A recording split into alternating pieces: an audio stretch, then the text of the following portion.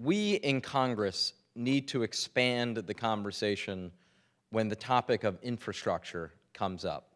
Infrastructure has been a hot topic really for the last couple years or so, especially since we at least seem to be heading in a direction of widespread agreement between the two parties. When we talk about infrastructure, it's commonly thought of as roads, bridges, rail, sometimes also thought of as our water and sewer systems and our electrical grids. All of that is true.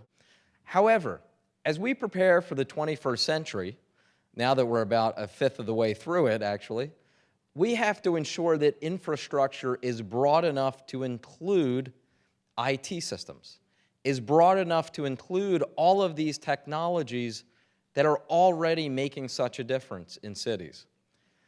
As we move forward to these technologies being able to better communicate with one another and improve our lives, we must recognize that is a vital part of infrastructure.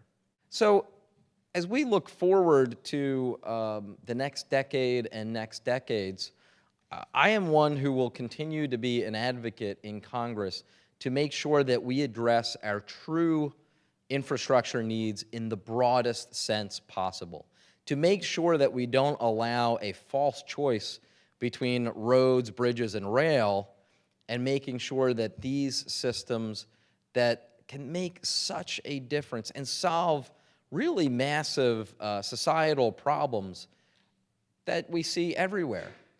I'm going to make sure, and I'm fighting to make sure, that as we address our infrastructure needs, we look at infrastructure of the 21st century and not the 19th century. Thank you very much.